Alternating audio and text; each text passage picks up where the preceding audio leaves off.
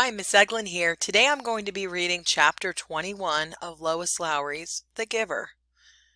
It would work. They could make it work, Jonas told himself again and again throughout the day. But that evening, everything changed. All of it.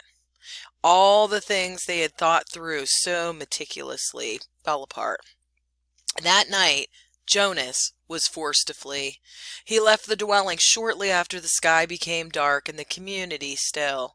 It was terribly dangerous because some of the work crews were still about, but he moved stealthily and silently, staying in the shadows, making his way past the darkened dwellings and the empty central plaza towards the river. Beyond the plaza he could see the House of the Old, with the annex behind it outlined against the night sky. But he could not stop there. There was no time. Every minute counted now, and every minute must take him farther from the community. Now he was on the bridge, hunched over on the bicycle, pedaling steadily. He could see the dark, churning water far below. He felt surprisingly no fear, nor any regret at leaving the community behind, but he felt a very deep sadness that he had left his closest friend behind. He knew that in the danger of his escape he must be absolutely silent, but with his heart and mind he called back and hoped that with his capacity for hearing beyond, the giver would know that Jonas had said goodbye. It had happened at the evening meal. The family unit was eating together as always, Lily chattering away, mother and father making their customary comments and lies, Jonas knew, about the day. Nearby, Gabriel played happily on the floor, babbling his baby talk, looking with glee now and then towards Jonas, obviously delighted to have him back after the unexpected night away from the dwelling. Father glanced down toward the toddler. "Enjoy it, little guy," he said. "This is your last night as visitor." "What do you mean?" Jonas asked him. Father sighed with disappointment. "Well, he wasn't here when you got home this morning because we had him stay overnight at the nurturing center. It seemed like a good opportunity with you gone to give it a try. He had been sleeping so soundly." "Didn't it go well?" Mother asked sympathetically. Father gave a rueful laugh. "That's an understatement. It was a disaster. He cried all night apparently. The night crew couldn't handle it. They were really frazzled by the time I got to work." "Gabe, you naughty thing," Lily said with a scolding little cluck toward the grinning toddler on the floor. "So," Father went on, "we obviously had to make the decision. Even I voted for Gabriel's release when we had the meeting this afternoon." Jonas put down his fork and stared at his father. "Release?" he asked. Father nodded. "We certainly gave it our best try, didn't we?" "Yes, we did," Mother agreed emphatically. Lily nodded in agreement too. Jonas worked at keeping his voice absolutely calm. "When?" he asked. "When will he be released?" "First thing tomorrow morning. We have to start our preparations for the naming ceremony, so we thought we'd get this taken care of right away." "It's bye-bye to you, Gabe, in the morning," Father had said in his sweet sing-song voice. Jonas reached the opposite side of the river, stopped briefly, and looked back. The community where his entire life had been lived lay behind him now, sleeping. At dawn, the orderly, disciplined life he had always known would continue again, without him. The life where nothing was ever unexpected or inconvenient or unusual. The life without color, pain, or past. He pushed firmly again at the pedal with his foot and continued riding along the road. It was not safe to spend time looking back. He thought of the rules he had broken so far. Enough that if he were caught now, he would be condemned. First, he had left the dwelling at night, a major transgression. Second, he had robbed the community of food, a very serious crime, even though what he had taken was leftovers, set out on the dwelling doorsteps for collection. Third, he had stolen his father's bicycle.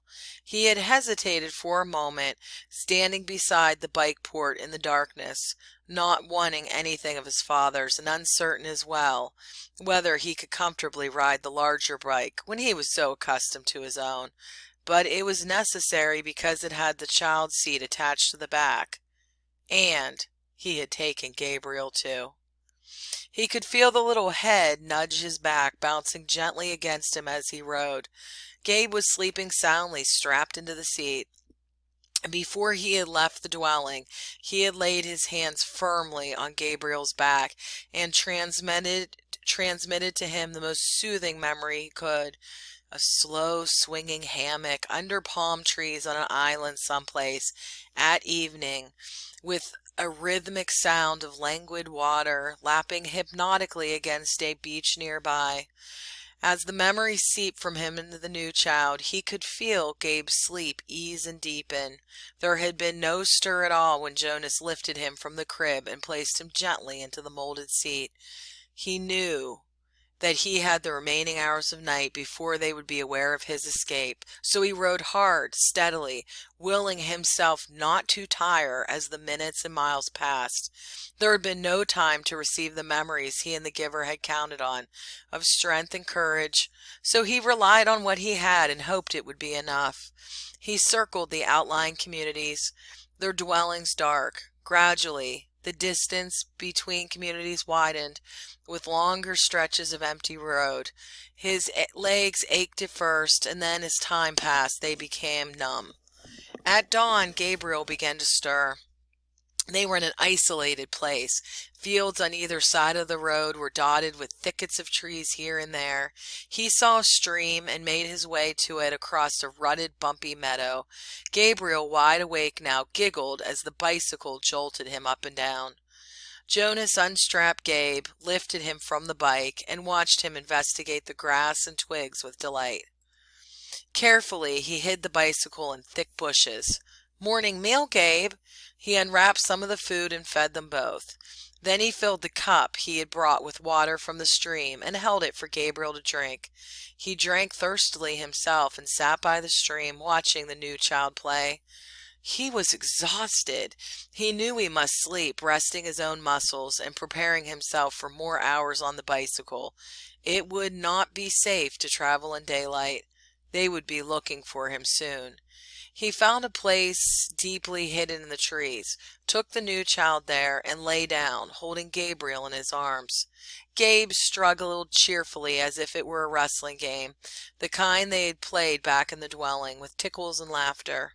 "Sorry, Gabe," Jonas told him. "I know it's morning, and I know you just woke up, but we have to sleep now." He cuddled the small body close to him, rubbed the little back. He murmured to Gabriel soothingly. Then he pressed his hands firmly and transmitted a memory of deep, contented exhaustion. Gabriel's head nodded after a moment and fell asleep against Jonas's chest. Together, the fugitives slept through the first dangerous day. The most terrifying thing was the plains. By now days had passed. Jonas no longer knew how many. The journey had become automatic. The sleep by days, hidden in underbrush and trees, the finding of water, the careful division of scraps of food, augmented by what he could find in the fields, and the endless, endless miles on the bicycle by night. His leg muscles were taut now. They ached when he would settle himself to sleep, but they were stronger, and he stopped now less often to rest.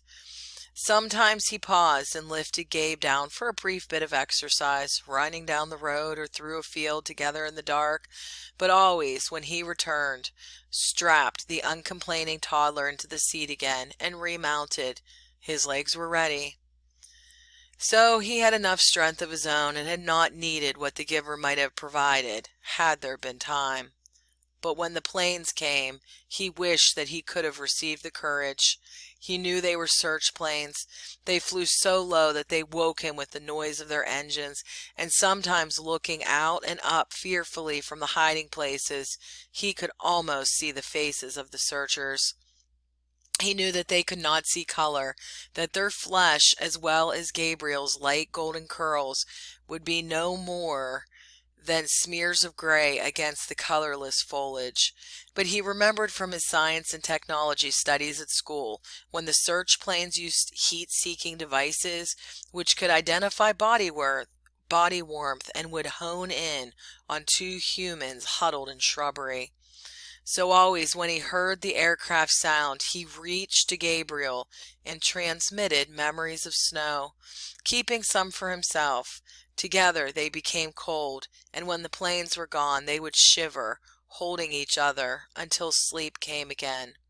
Sometimes urging the memories into Gabriel, Jonas felt they were more shallow, a little weaker than they had been. It was what he had hoped, what he and the giver had planned, that as he moved away from the community, he would shed the memories and leave them behind for the people. But now, when he needed them, when the planes came, he tried hard to cling to what he still had of cold and to use it for their survival. Usually the aircraft came by day, when they were hiding, but he was alert at night too, on the road, always listening intently for the sound of the engines.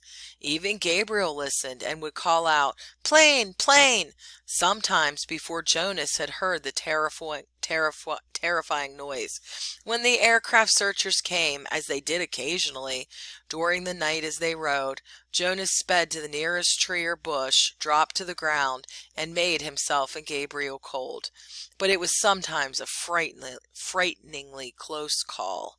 As he pedaled through the nights, through isolated landscape now, with the communities far behind and no sign of human habitation around him or ahead, he was constantly vigilant, looking for the next nearing hiding place, should the sound of engines come. But the frequency of the planes diminished. They came less often and flew, when they did come, less slowly, as if the search had become haphazard and no longer hopeful. Finally, there was an entire day and night when they did not come at all. End of chapter 21.